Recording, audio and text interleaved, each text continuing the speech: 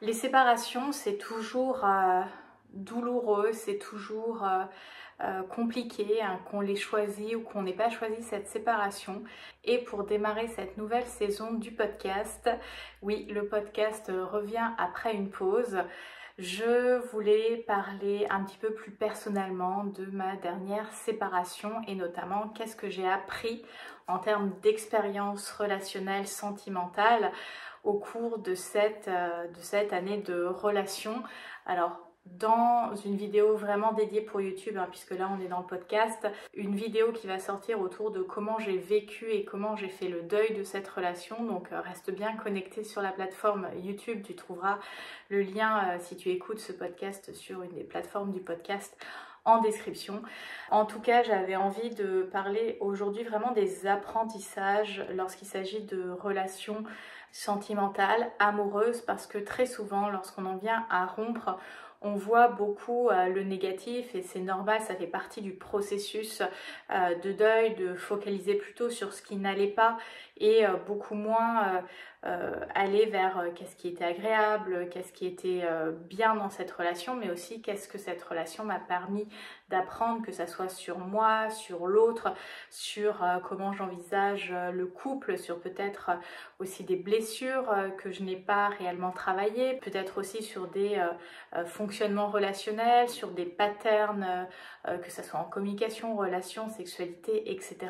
Donc j'avais envie de te partager mes apprentissages. Voilà, j'ai fait un peu le bilan cet été, j'ai fait le point. Et pour moi, c'était important de partager sur le podcast Ça me fauve tout simplement ces éléments parce que je parle de vie intime et sentimentale. Alors, la manière dont je vais te présenter les éléments que j'ai appris, c'est pas forcément en ordre chronologique ou d'importance, mais vraiment un état des lieux.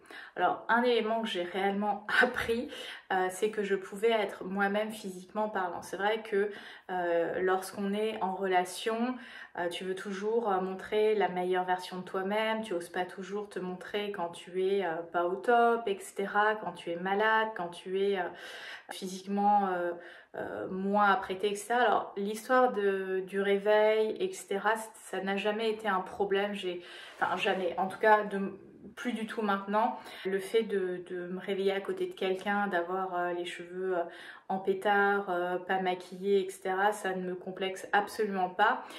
Mais je pense qu'il y a toujours ce pas plus loin quand tu es malade, quand tu... je veux dire, le fait d'avoir diagnostiqué, bon c'était après ma séparation, mais d'avoir beaucoup de symptômes de candidose, ce sont des symptômes quotidiens au niveau digestif que tu contrôles pas, notamment pendant que tu dors. Tu peux avoir beaucoup de gaz, etc. Et c'était souvent un sujet de plaisanterie avec mon ex. Donc en fait le fait de juste être soi-même physiquement, corporellement, que voilà, une fois que je suis à l'aise avec quelqu'un, je mets mon kiki sur la tête et voilà, et je me sens pas jugée, je me sens accueillie dans qui je suis, etc. Donc voilà, ça c'est vraiment un sentiment hyper agréable de se sentir totalement accueilli physiquement pour ce qu'on est, pour qui on est. Et effectivement, dans la relation en miroir, c'est est-ce que toi aussi tu accueilles l'autre? Et c'est vrai que je me suis rendu compte que ce qui a été accueilli par l'autre de moi, c'est aussi quelque chose que j'accueillais de l'autre par moi. Donc c'était super intéressant. Autre point que j'ai appris, c'était que je pouvais vivre avec quelqu'un. C'est vrai que j'ai beaucoup entendu de plus tu attends avant de te mettre en ménage, d'emménager avec quelqu'un, plus ça va être difficile de remettre entre guillemets en question tes habitudes de femme célibataire, tes repères, etc. Pendant un mois, j'ai fait un test avec mon compagnon, mon ex-compagnon pour voir si on arrivait à vivre ensemble, etc.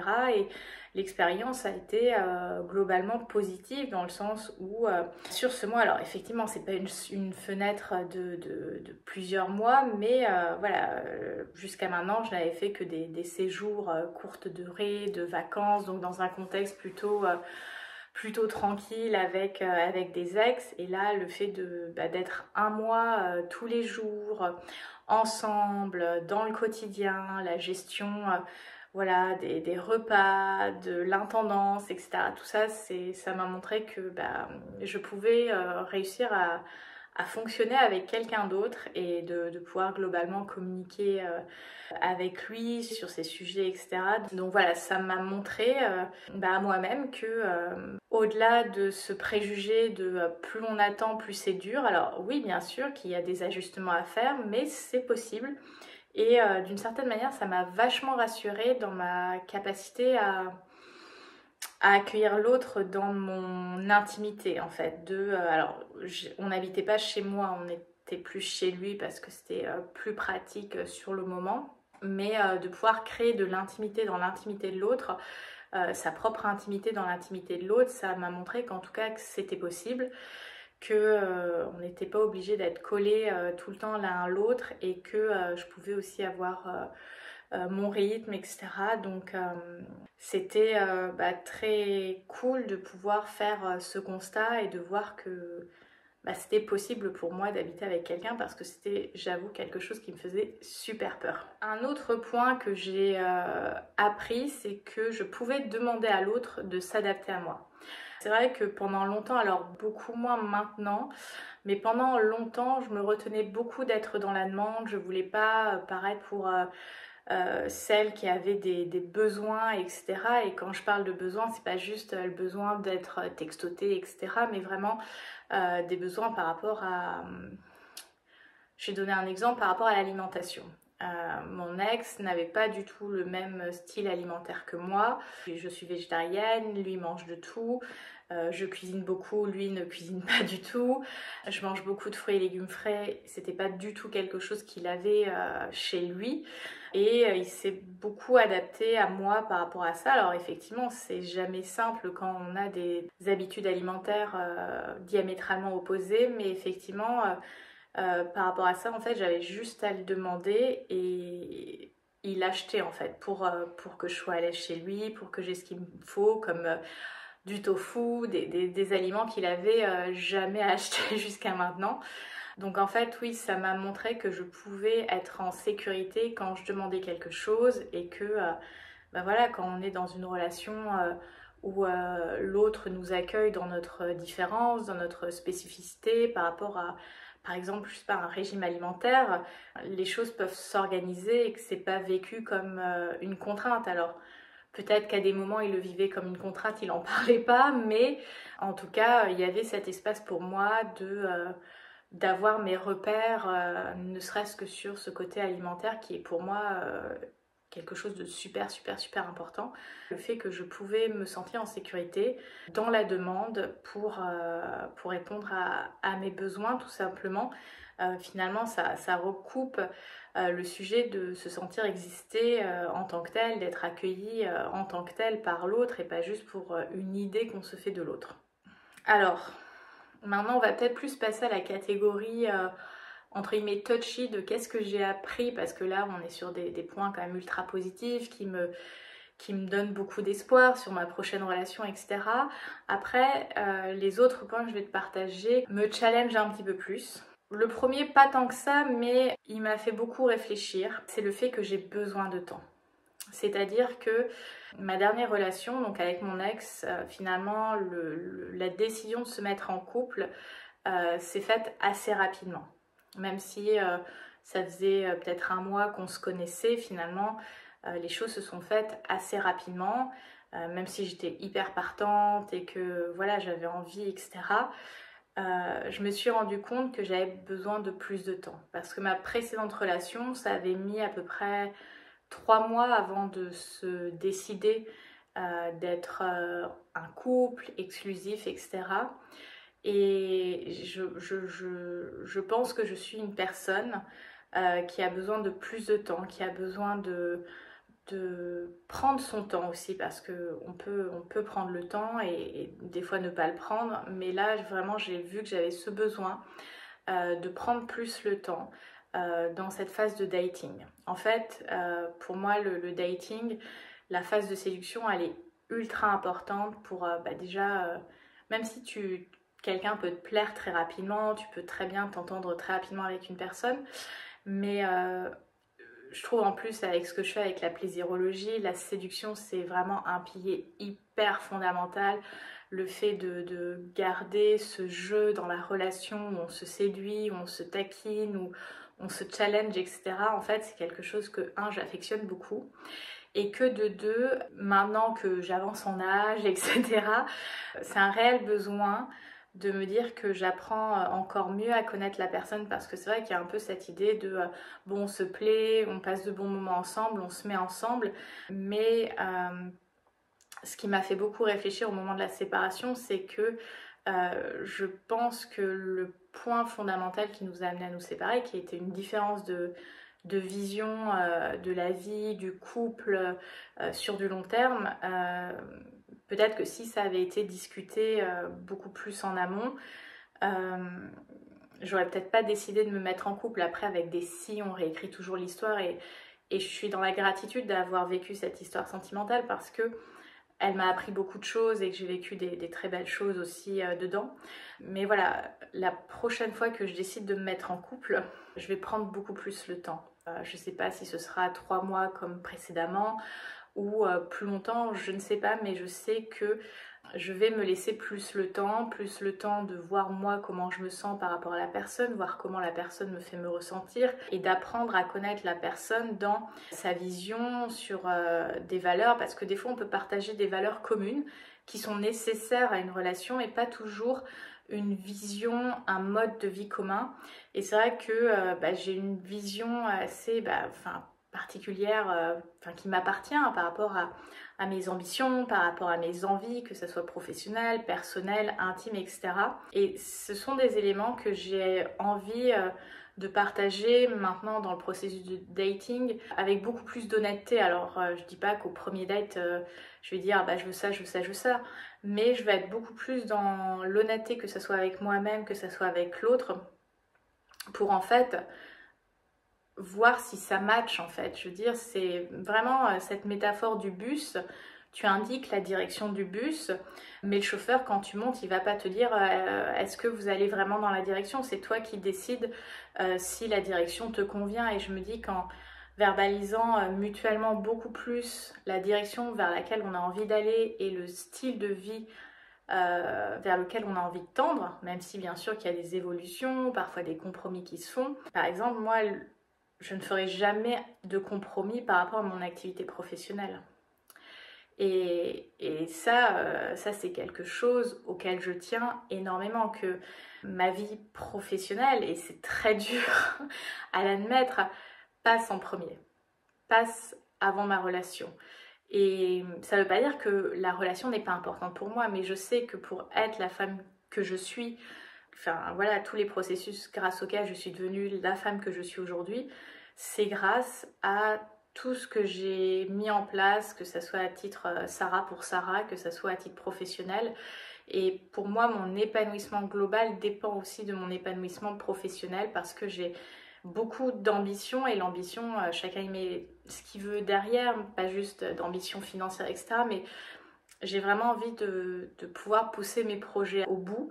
Et je sais que voilà, je cherche, si on peut dire ça comme ça, un partenaire de vie qui comprendra cette passion, ce feu qui m'anime au niveau professionnel, et qu'en plus en tant qu'indépendante, tu peux avoir des pics tant euphoriques que des downs, voilà, où il y a de l'angoisse, des doutes, etc. Et c'est vrai que d'avoir un soutien là-dessus, c'est hyper important pour moi. Et voilà, donc le fait de prendre plus le temps, que j'étais quelqu'un qui avait besoin de temps, j'ai absolument pas de problème à être célibataire, c'est pas quelque chose qui m'angoisse, j'arrive à totalement être épanouie et heureuse en étant célibataire. Et voilà, je me dis, dans ce processus de couple, la prochaine fois que je décide de me mettre en couple, c'est parce que j'ai pris plus le temps. Et il y a aussi un élément que j'ai envie de partager à toi si tu m'écoutes et que tu es une femme. On est beaucoup dans le processus de est-ce que je lui plais. Donc on est beaucoup à mettre la lumière sur est-ce que je lui plais, à répondre aux désirs de l'autre, aux attentes de l'autre. Mais il y a l'autre revers de la médaille qui est est-ce qu'il me plaît? Est-ce qu'il répond à ma vision, à mes envies, à mes besoins, etc. Alors je dis pas que l'autre doit répondre à tous nos besoins, mais qu'il y ait cette synergie qui se met en place tout simplement. Donc voilà, le fait de prendre le temps, c'est vraiment une décision que je mets en place actuellement dans ma phase de new dating. Un autre point que j'ai appris de cette relation qui m'a pas forcément fait très plaisir, c'est que j'avais quand même une peur de l'engagement. C'est vrai qu'on parle souvent des hommes qui ont peur de l'engagement, qui ont peur de s'engager, etc. Mais c'est aussi quelque chose qui peut toucher les femmes, c'est pas une peur qui est genrée, etc. Et donc oui, j'ai remarqué que j'avais peur de l'engagement parce que voilà, de mon histoire familiale, l'engagement a souvent été associé à des sacrifices, au fait de se perdre, etc. Donc c'est vrai que s'engager pour moi, ça me fait peur parce qu'il y a la notion de est-ce que je garderai ma liberté? Et à nouveau, qu'est-ce que ça veut dire s'engager? Qu'est-ce que ça veut dire être libre? Je pense que pour moi, l'engagement me fait peur dans le sens où est-ce que je pourrais être réellement moi-même et suivre mes dessins individuels, même si après on construit une vision de couple. Mais en tout cas, dans cette peur de l'engagement, je sais que ce qui m'a fait, enfin ce que j'ai réalisé, ce qui me faisait peur, c'est le côté où on est tous les deux focus que sur l'autre et donc de créer une sorte de noyau fusionnel. Ça, c'est ce qui me fait le plus peur dans la notion d'engagement parce que voilà, à nouveau, c'est pas ça qui répond à ma vision, c'est pas comme ça que je vois mon couple sur du long terme. Et donc, oui, j'ai quand même peur de l'engagement dans le sens où est-ce que ça va me priver de ma liberté, dans le sens est-ce que je pourrais accomplir ce que j'ai envie d'accomplir en tant qu'être humain individuel, parce que c'est vrai que dans le couple, on a tendance après à devenir une sorte de magma, une fusion des deux. Et j'ai pas envie d'être confondue avec mon partenaire. Je veux pouvoir garder ma place en tant que femme, en tant que qui je suis, en tant que Sarah, que l'autre puisse faire de même et qu'il y ait cette nouvelle identité qui se construise autour du nous. Donc à nouveau, je le répète, dans le couple, selon moi, et je suis pas la seule à le dire, il y a 3 personnes. Il y a le toi, il y a le moi et il y a le nous. Et c'est vrai que si on est en conditionnel évidemment, mais en voyant plus de manière concrète ces trois espaces, je pense que je serais beaucoup plus rassurée. Ce que ça m'a aussi beaucoup appris, cette relation, c'est le type de profil d'homme avec lequel j'aimerais construire. C'est-à-dire que, alors c'est vrai qu'on dit ouais, c'est pas très bien de comparer avec ses ex, etc. Mais on en vient quand même, soyons honnêtes, à toujours comparer un peu avec ses ex, etc. Et en fait, j'ai une sorte de collage qui est en train de se créer de, entre guillemets, alors c'est pas l'homme idéal, mais les choses qui sont importantes, que j'aimerais vraiment retrouver, que ça soit en termes de valeurs humaines, que ça soit en termes de style de vie, etc., etc. Donc qui correspondent aussi à ces idées de toi, moi et nous, qui correspondent à des idées beaucoup plus précises de la vision du couple que j'ai envie de mener. Donc effectivement, sans rentrer dans l'idée de la checklist avec je veux qu'il soit comme ci, comme ça, d'avoir quand même une vision beaucoup plus précise de ce qu'on a envie. Parce que si on n'est pas spécifique finalement dans le type de profil qu'on a envie de rencontrer, on rencontre au petit bonheur la chance.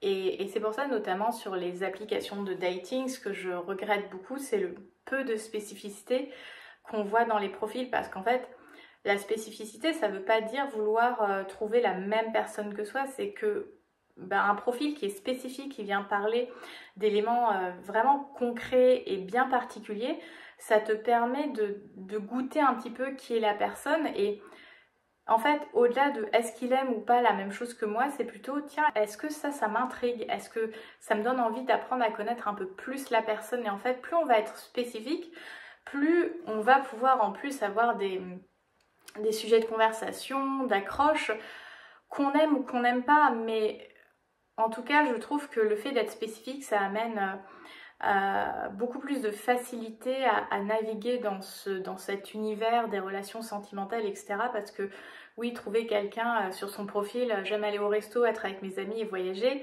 c'est absolument pas spécifique. Si quelqu'un te dit voilà, j'aime aller dans les restos fusion asiatique et voyager dans les pays d'Amérique du Sud, déjà c'est beaucoup plus spécifique.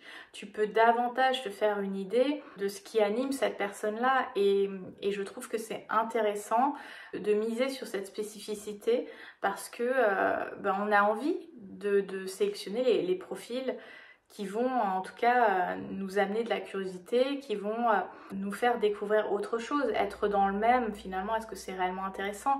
Mais voilà, cette relation, elle m'a vraiment permis d'enrichir un peu ce collage, ce type de profil. Ce qui m'a aussi beaucoup aidé, c'est que je fais souvent maintenant des comparaisons avec mes relations amicales, parce que pourquoi nos amis sont nos amis? C'est parce qu'ils partagent des valeurs, une expérience avec nous, et on a très souvent l'habitude de mettre sur un piédestal les relations amoureuses, alors que nos relations amicales, qui durent des fois depuis 5 ans, 10 ans, 15 ans, c'est des relations qui sont super longues, on est engagé depuis super longtemps, et finalement on les valorise pas, alors que si on n'entretenait pas ces relations comme n'importe quelle relation, on ne serait pas amis avec nos amis. Alors oui, il y a des relations qui peuvent sembler un petit peu automatiques, mais les vraies relations qui sont signifiantes, elles demandent du boulot, comme dans un couple.